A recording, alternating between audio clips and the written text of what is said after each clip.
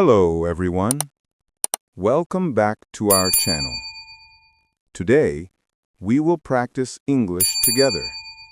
We will use the shadowing technique. Shadowing is simple. You listen to a sentence, you pause, you repeat out loud. Try to copy my voice, my speed, and my feeling. This method helps you speak naturally. It builds your confidence. Are you ready? Let's begin today's story. My name is Lena. I'm 29 years old. I work as a data analyst. My life is calm and predictable. I like quiet mornings. I like simple routines. Every Saturday, I visit the city library. I read for 1 hour. I sit near the big window.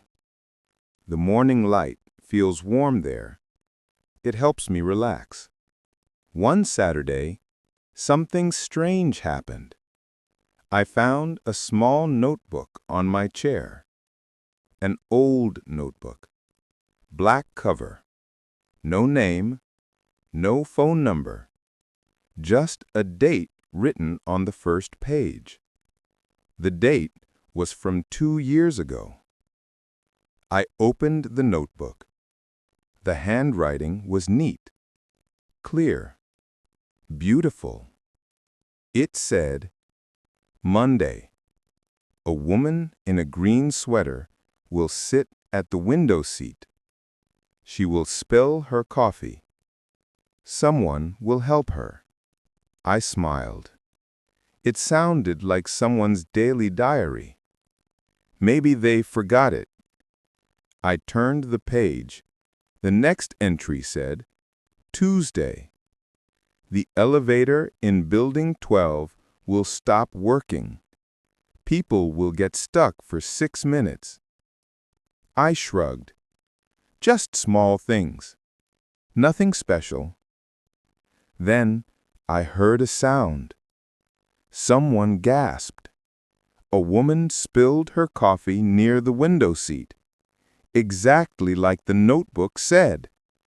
I looked down. I was wearing a green sweater. My heart jumped. I tried to calm down. Maybe it was just a coincidence. Life is full of common moments. People spill coffee all the time.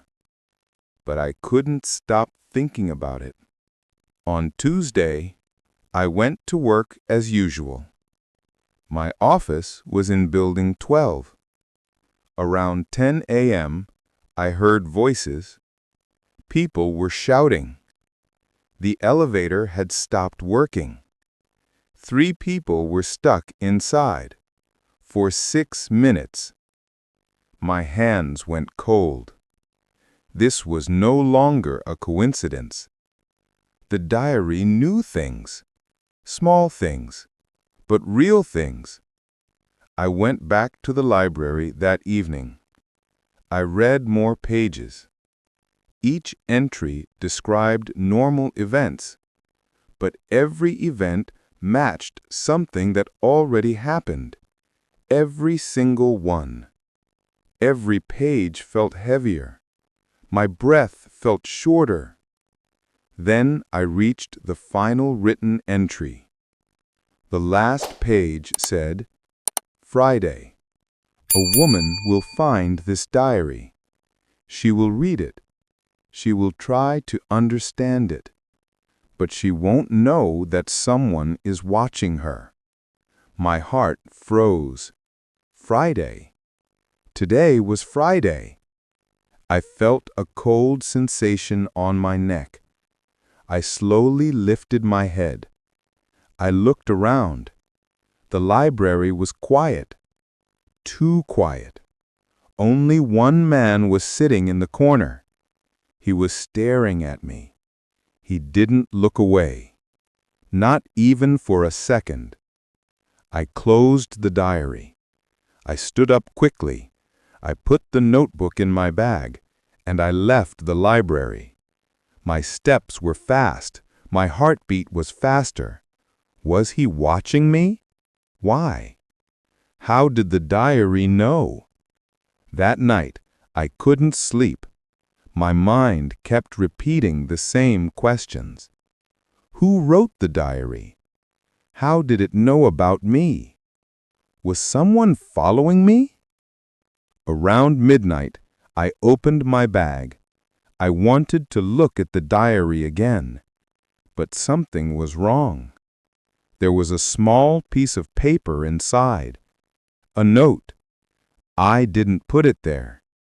It said, "Don't read the next page." My hands trembled. There were no next pages. The diary ended on the last entry. Or so I thought. I opened the notebook slowly. I flipped through the pages again. And there it was. A new page. A page I swear wasn't there before. It said, "Tomorrow morning, 9 a.m., bench number 3, City Garden. Come alone." My chest tightened. Someone was controlling this. Someone wanted me to follow the diary. But should I? The next morning, I went to City Garden. I didn't want to go, but something inside me told me I had to. I needed answers. I needed the truth. I found bench number 3. It was under a big tree. The leaves were moving gently in the wind. The place felt peaceful, but my heart was not. After 10 minutes, a man approached. Tall, calm, dark blue jacket. He sat beside me, slowly, quietly. He didn't look at me. He looked straight ahead. Then he said, "You found it, the diary." My voice was shaking. "Did you write it?" He shook his head. "No, but I knew you would find it." My stomach tightened. Why me? He finally looked at me. His eyes were sad. Because the diary only appears to the person who needs it most. I didn't understand. What does that mean? He took a deep breath. He said, "The diary does not tell the future. It tells your future." My chest tightened. My future? Yes, your actions, your choices, your fears, your moments. He paused. It shows what will happen if you do nothing. I swallowed hard. So, it's a warning? He nodded. A guide. It showed you small events first, to make you believe it, to make you trust it. I felt dizzy. Why would I need a guide? He looked at me deeply. Because someone has been watching you for months. My breath stopped. Who? I whispered. He pulled something out of his pocket. A photo. A blurry photo. It was of me walking to work last week. Someone had taken it secretly. From behind. My hands turned cold. My lips trembled. Who took this? He looked away.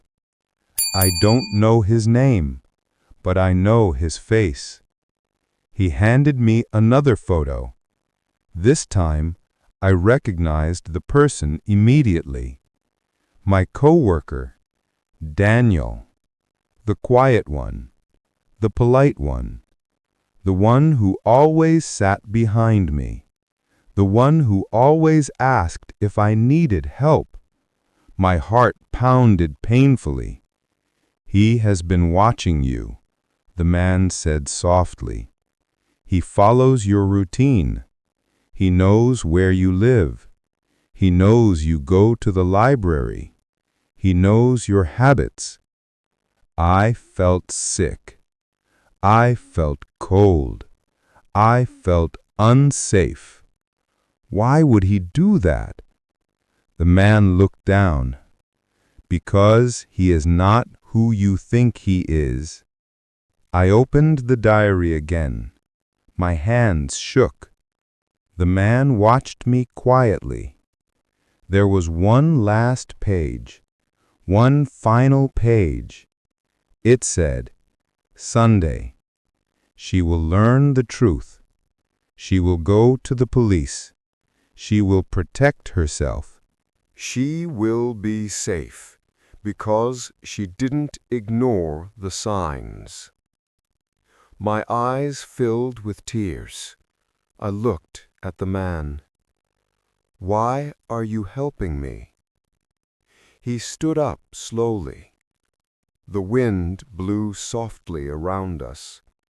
He said, because someone once helped me, and I didn't listen.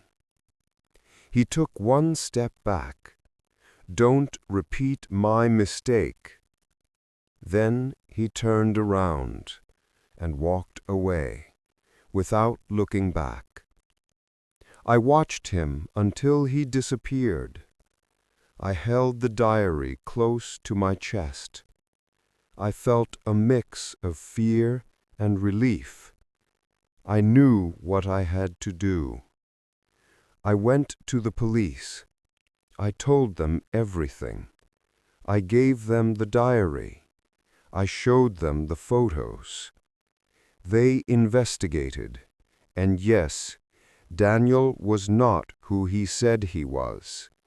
He had a fake identity. He had records in another city. He had followed more than one person. He was arrested that night. Now, weeks later, I still think about the diary, about the man at the park, about the words on the last page. Maybe the diary was magical, or maybe it was just a warning. I don't know. But I know one thing. Sometimes the smallest sign, the smallest message, the smallest moment can save your life. Thank you for practicing English today. Remember, shadow the sentences. Repeat this lesson again. Your English will grow stronger. I'm proud of you. See you in the next story.